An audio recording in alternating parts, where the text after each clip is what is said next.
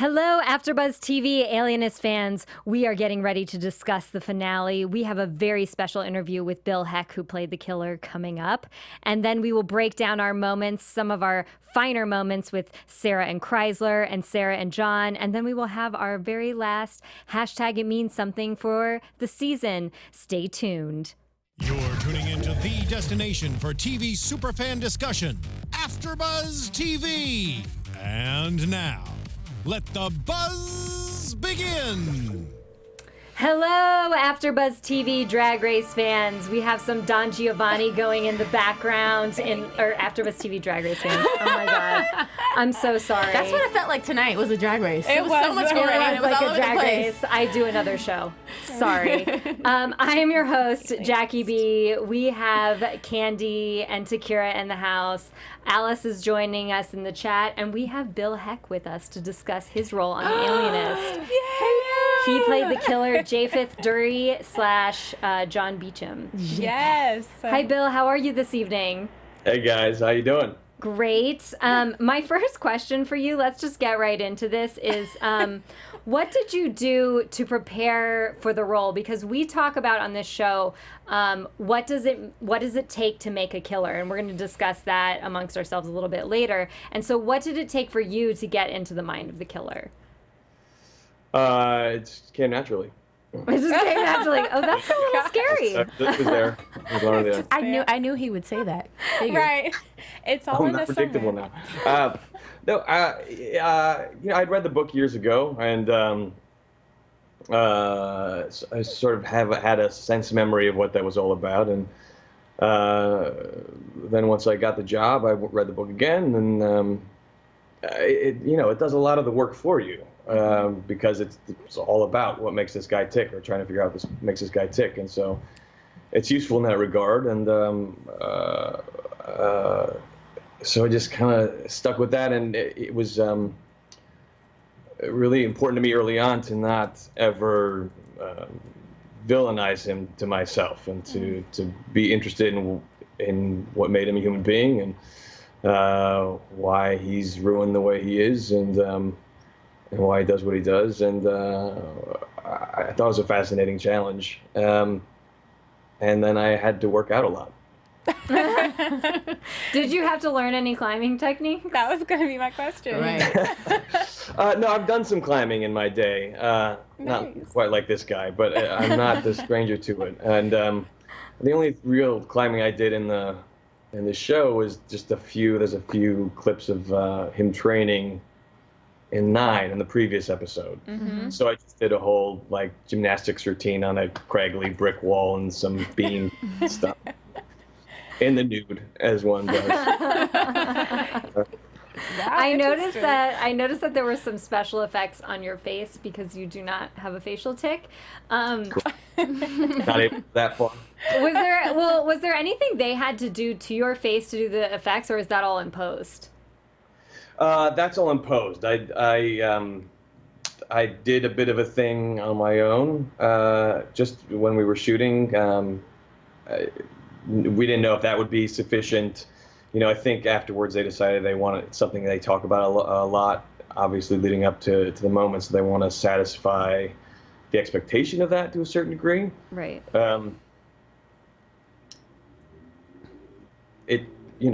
You can tell they CGI'd it, right? Yeah, Right. no. I mean, Just a little bit. it was very satisfying because everybody has in their minds what the killer looks like, and we don't really have a clear view of what he looks like until this last episode. This last one. Right. And I thought there was they had an underskin ripple going on that was crazy, and then your face distorts, and I was like, wow. Right, right. And to be honest with you, I thought it was going to be even more extreme than what we saw. I was thinking half of your face was what's the character Melted on Batman? off. Melted off, Two-Face. and half of your jaw showing, and just disgusting. But I'm glad to see that it wasn't as bad as I thought. I think that's the great thing about it. He's past in his life.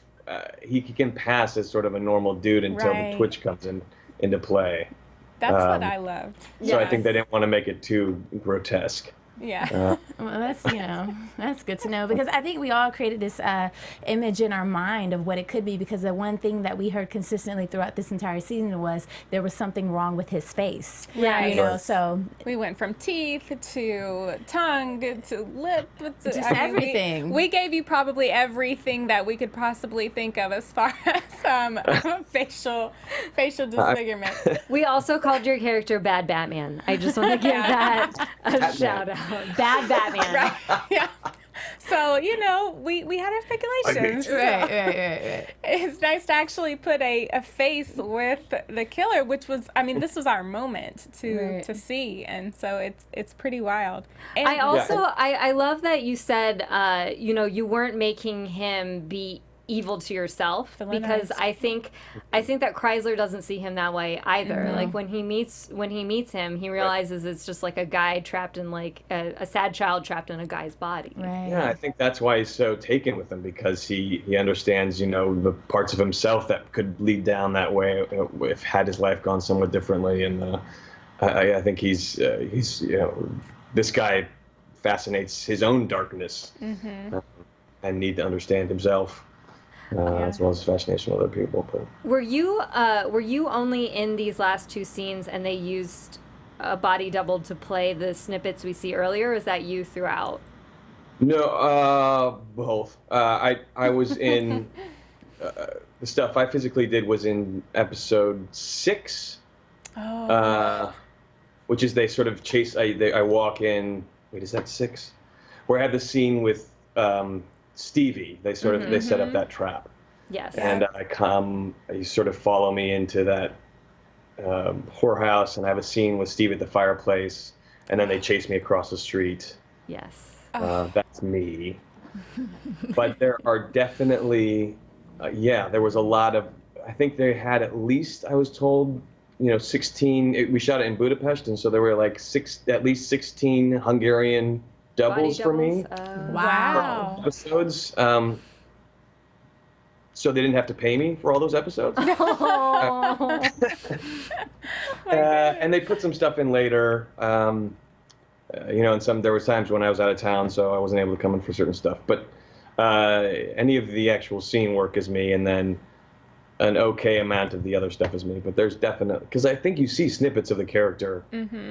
At least 3 other episodes that I was not in. Yeah, there's like the scene where he's putting on the gloves, and then he's like feeding the eyeballs to the cats.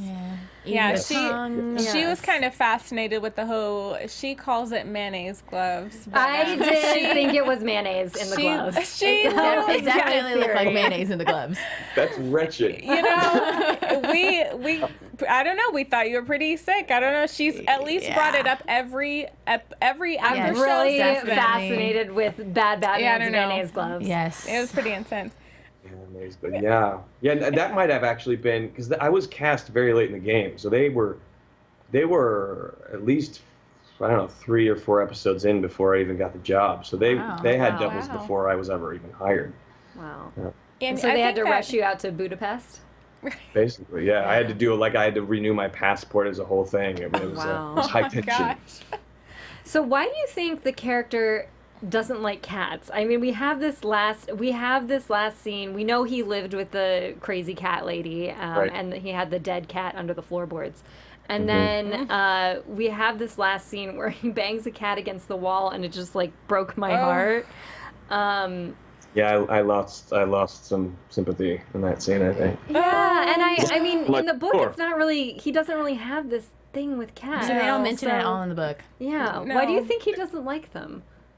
The book does have like I think the book has the cat under the floorboard in the old residence. And then he's eating cat. It's it's how he eats. So that's what he's eating. Yeah, I think there's a scene where maybe there was one way early on in the series where he's cooking a cat.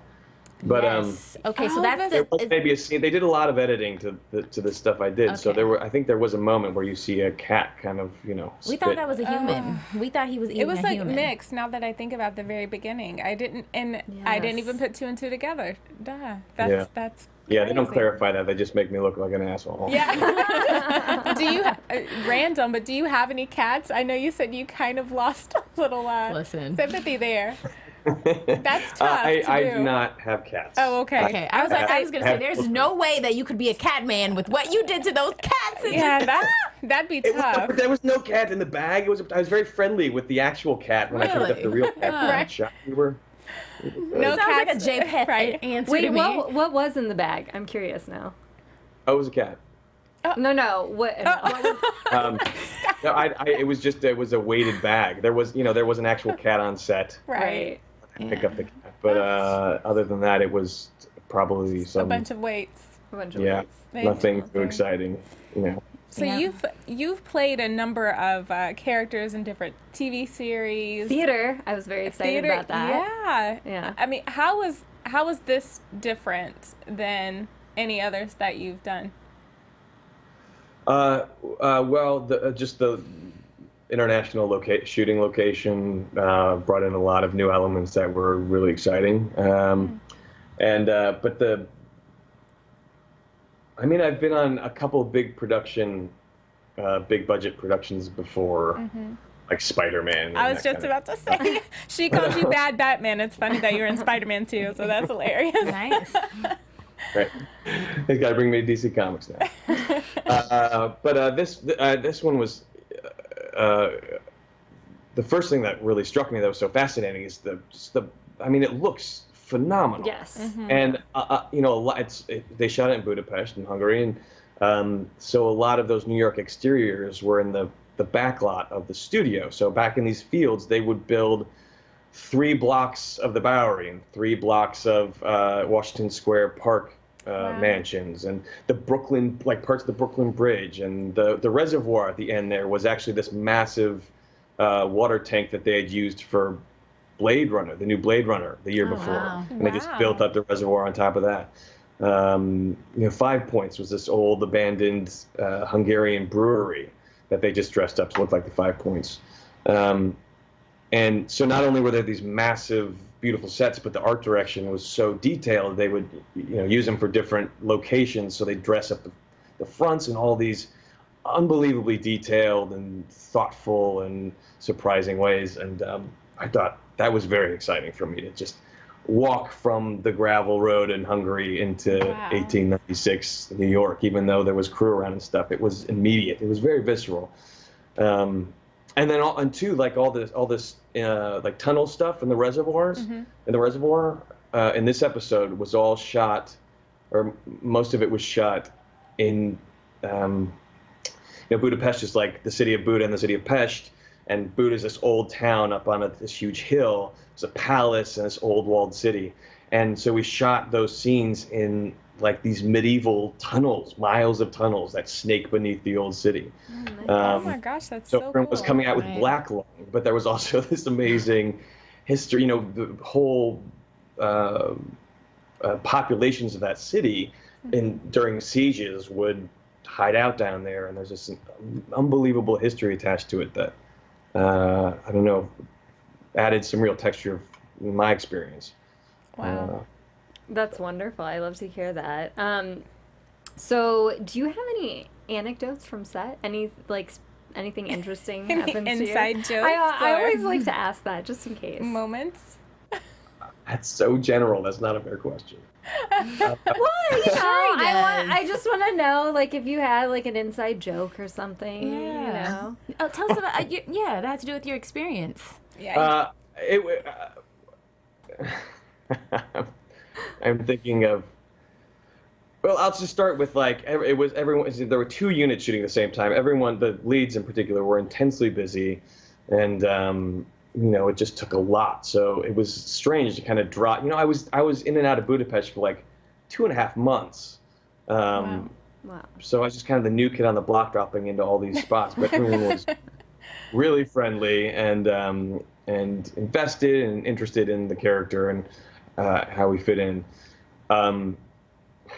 But it was it's a strange part to have to fulfill. That I don't know why this is what occurred to me. But the clips from episode 9, the last episode, where you see me sort of climbing the rafters and doing my little climbing training, was, I was naked shooting that, and there was like, it's this in the show, it's this creepy, ominous thing, and in reality, I'm just doing like these naked gymnastics and everything to a room full of 20 crew persons. And it was really it really hurt my dignity a little bit. But I saw you were in Cabaret. I saw you were in Cabaret, so you have to have some experience with at least semi-nudity in front of lots of people. I've had to be naked in shows, not Cabaret though, I don't think. Oh, really? It's a very sexy show, for sure. So I have to ask you, what was your initial response when they told you that you would be completely naked for this scene? I'm trying to think if I knew that would be true. I was in at that point, I guess. He was like, absolutely. What am I supposed to do? It was actually your idea. He's like, look, guys, technically, I think I should be nude in this scene. I got this. There's actually a lot more nudity in the book. Yeah. I don't know how well you recall from the book, but in that final scene where they come upon him with Joseph in the book, he's like mid-act and naked and like trying to get an erection, and it's really much more intense and upsetting in that regard. I'm kind of glad they But that is, I mean, that's true. When you look at the clues or the story, his story coming up to that point, you have the story of him like naked beating the other guy to death in the Chicago riot scene. Yeah. Yeah. So I think it makes there's like a textual precedent for it. It wasn't just like, here, you have to do this, Yeah. There is also it's the previous scene where you see him in the bathhouse, where you see him dragging Joseph's friend around. He's obviously naked.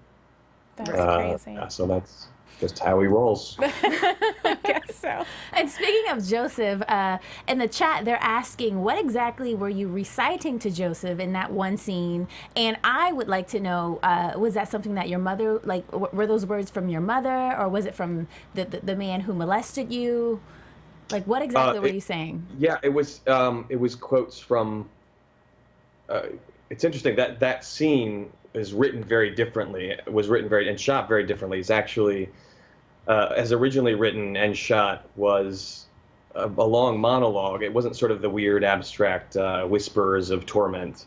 The scene originally was just me speaking to the child and talking about how my mother would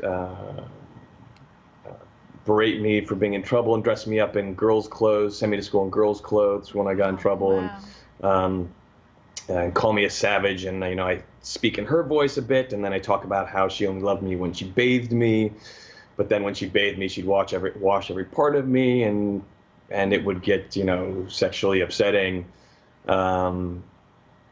And then talk how I would take care of the kid.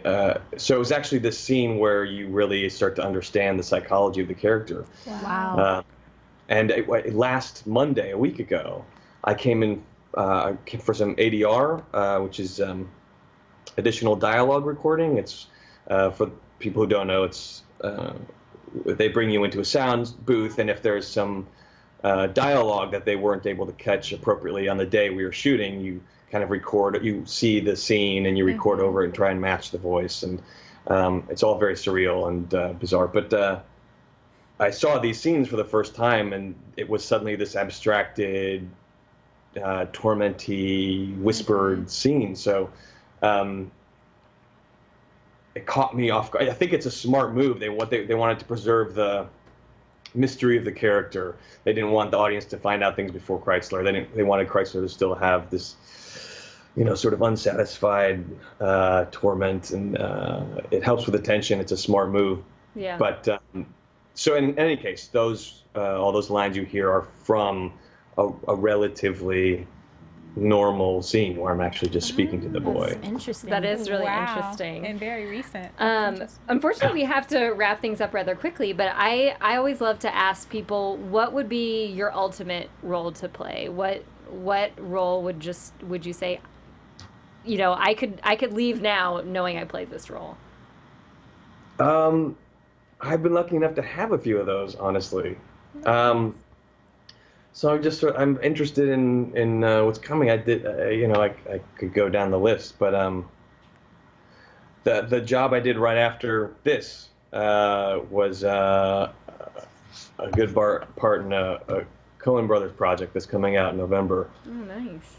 Just to do an unintentional plug. Of course, no. That was actually, intentional plugs. We were going to give you the Coen Brothers project called The Ballad of Buster Scruggs, and I literally came home and spent 2 nights with my kids and wife, and then went out to the prairies of western Nebraska for an Oregon Trail film, and just played cowboy. Nice. nice. It sounds fun. Right.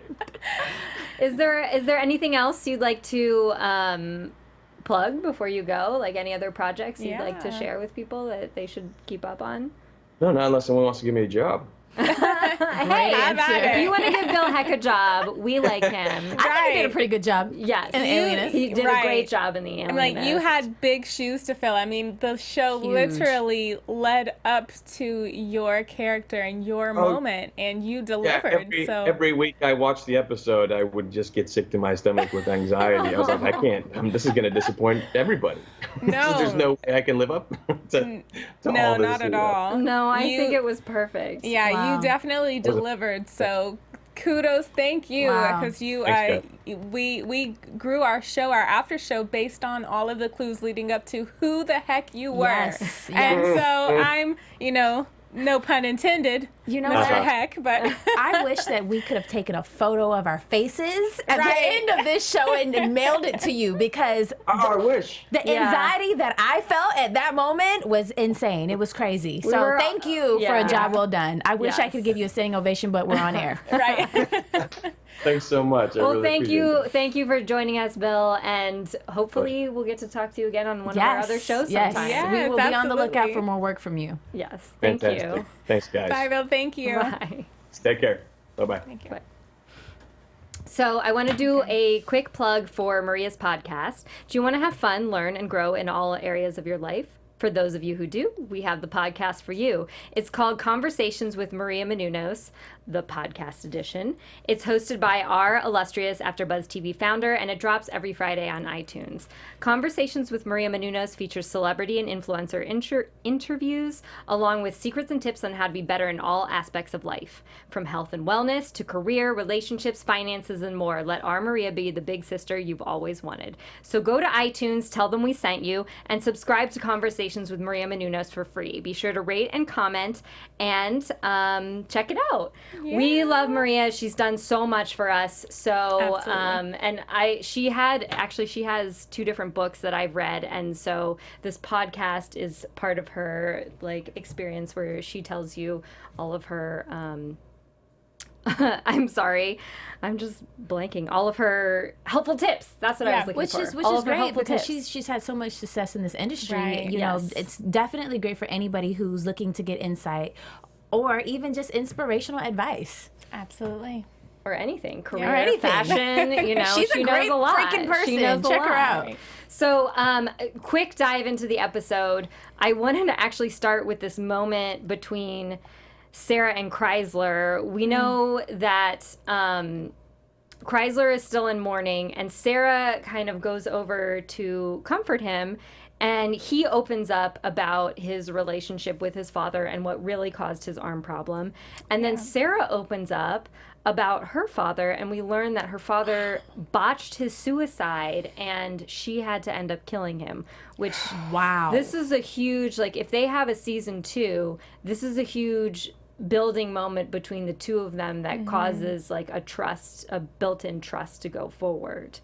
And a sigh of relief in a weird way. Great word. Yes. I mean, absolutely. You could see the emotion, you can see the trust wall fall down, you can see just a weight lifted off the shoulders of both of them. Yes, and I'm so glad that you said trust wall, because I think that was something that they both needed. You know, we've seen throughout this entire season that their walls have been up. You know, she's a leader, he's a leader, they've been bumping heads. They had that moment where he slapped her. So I think in the last, show, we mentioned what is that moment going to be like when they finally talk about what happened. So it was a sigh of relief for me when she apologized. Yes. I mean, like, what other way can you really break that ice and discuss that? But it was just for them to share that moment. I couldn't have seen anyone else sharing that moment with him except for her, and especially with what she went through with her father.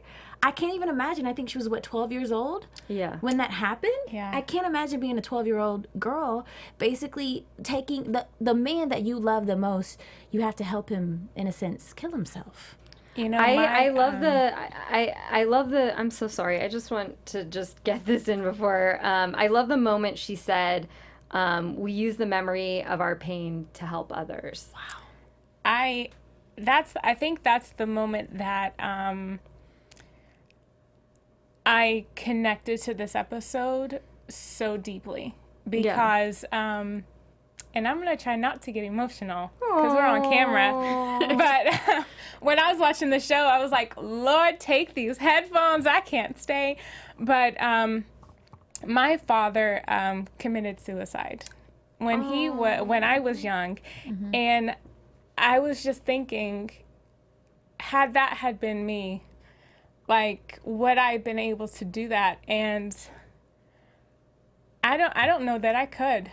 So the strength in her making that decision to finish that, because obviously I was younger. I was 13 months old, so I wasn't old enough to recall. But hearing some of the things that people have told me in my neighborhood is that my father also changed his mind.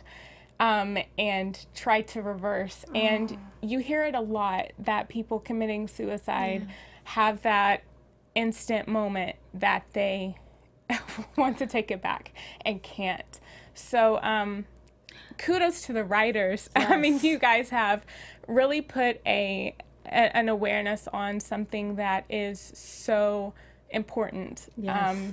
That, what could have happened to reverse that in a different manner. And you know what? I'll say this. Thank you for being so brave to thank share you that. for sharing you know, that. and Thank to you be for sharing honest, that. the one thing that you and Sarah have is that strength. You have so much strength behind you. So I love you, and I appreciate you for saying that. And I'll say this. I think sometimes the love that you have for that person, it's stronger than what you're seeing them go through. You don't want to, it hurts you, it pains you to see them go through what they're going through. And for him to, I think she said that he was experiencing melancholy. And I know for me, like, when you love someone, it hurts you even more to see them go through that pain. So it's like, if I can take that pain away, that's how much I love you. Yeah. So thank you for sharing that. Thank and you. I appreciate them, like you said, the writers for sharing that moment as well. They're amazing. Yeah. You know what great television does, though? Great television touches you, like it reaches right into your heart and it speaks something to your heart. And so that's why this is good television. For anybody that has struggled with that moment, they made sure to give that moment real dignity and gravitas for the people that have experienced that, so that you can say there's, even if the actors themselves haven't understand it, you can say, at least you respect what has happened to me. Right. Absolutely. And that, I mean, can I just speak on just all of them facing their fears? Because, I mean, like you mentioned, Dr. Kreisler said, told us what happened to his father. Sarah confronted and actually said it out loud, because that's the first step of getting over something you're struggling with. And then John, I think we're believed to think this is the guy that his fiance cheated on him with. Yes, John And Astor. Yes. Wasn't he the? So, I want to say that to him, right? And offer him a drink, and John just brutally, with his chest out, no. And he could have. I think the John that we met in episode 1 would have ran away like a scared dog. Well, he also said he wasn't going to drink, like, at all. Yes. Which I thought was like, I don't drink anymore. Yeah. And I haven't, I'm so sorry, you guys. We tape right after watching it, so we can't, we can't fact check everything, but I want to say John Astor was one of the survivors of the Titanic. The name sounds very familiar to me. I know he's like he was a millionaire at the time, but Wow. I want to say that, but again, it's like I come on air from watching it. So Season 2. I love our host, guys. You know all of these great things, and you catch everything. We do. if not, I'm sorry. A bunch of historians. But I do like the fact that they bring in historical characters to make Absolutely. these Love it. points. Absolutely. It Love makes it makes it more real. It makes the environment more real. Absolutely. Yeah. So you were talking about how John had this strength about his ex, and now we see that kiss that I had been waiting for. Okay, let's talk about this kiss. Please. Oh Okay. my gosh. Okay, so I'm trying to get these words out, but okay, I wrote this down. I said, okay, so I was like, well, is she gonna kiss him back? You know, I was like, come on, like, I feel like, again, that's the wall I want to see come down in Yes. season 2. Yes. You know, I think it was great that she talked to us about her father, but I want to see her love. She's so strong, but with every strong woman, I want to see them fall in love, and I want to Yes. see them be loved. And John, I know that he's not gonna give up. But I was like, girl, get that kiss, girl, get your man. Yes. So that was the thing that I wish we could have seen more of. Yeah. I do absolutely. like that as a good tease for next love season, it. especially Yeah. with John giving Chrysler the ring he was going to give to me. Oh my gosh. That broke my heart. Yeah. Talk about pulling on the heartstrings. And I Yeah. think what just made me even more want to tug on the heartstring is the fact that he smiled after. We don't see Dr. Chrysler. We Yeah. haven't seen Dr. Chrysler smile, and he was just so satisfied and so pleased. Oh gosh! And I it think just- he already my knows heart. what's going to happen there. He You know, does. and if if I were Chrysler, if you're going to give this ring to anybody, you better give this to Sarah. You know, Right. I'm Yeah. sure that's what he's feeling in his heart. Right. And honestly, he knows how much she deserves it, especially after sharing that moment that they had together. It's She amazing. needs to be loved. I think he knows that as well. Yeah, absolutely. And I just want to do a last hashtag it means something for our fans, our special segment. I'm not ready to go yet. We had so many clues. We had so many clues, and some of them culminated in this episode. For me, I had been waiting all season because we had heard about Sarah's use of guns. Yes. And I had been waiting all season for her to use the gun. And that minute that Connor came in, I was like, this is her moment. This is where she gets to use the gun and be a hero. It couldn't have been a more perfect time.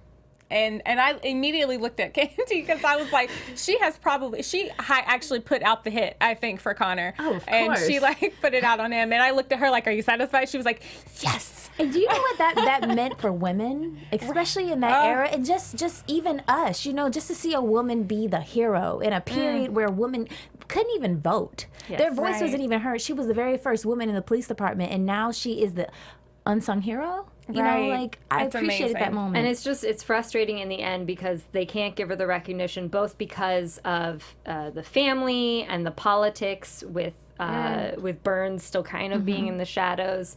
And also because knowing that a woman that she shot Connor, she would be out of the police department. Yeah. But you know So- what I- Theodore said to her? You've always had the courage to do what needed to be done. Yes, your father would have been proud. It was such a great moment. Such a great I mean, moment. and you know what? I can't say I respectfully understand, but I can't say that I agree. Because how many times have, I think it's so important for people who have a platform, us, what we're doing today, Teddy Roosevelt, I think people who have a platform should use it, and sometimes that's difficult and sometimes that's not the popular thing to do. And I kind of feel like at a moment in time I was so disappointed in Teddy Roosevelt because I was thinking he's now covering also, but I understand why. Timing is everything. It is. Yeah. Timing is everything, and I think during that time, I mean, how else would that situation have really played out? I mean, if you think about it, I think that was the best way for it to end, especially right. because they've already killed Mary. You know, they don't care. It's all about the rich. They want to That's a give good what point. the rich. They want to give the rich what they want. So I mean, good point. that's the only way to me. I think it could have ended. Yeah. And then I just want to bring up one last point because we have to wrap soon.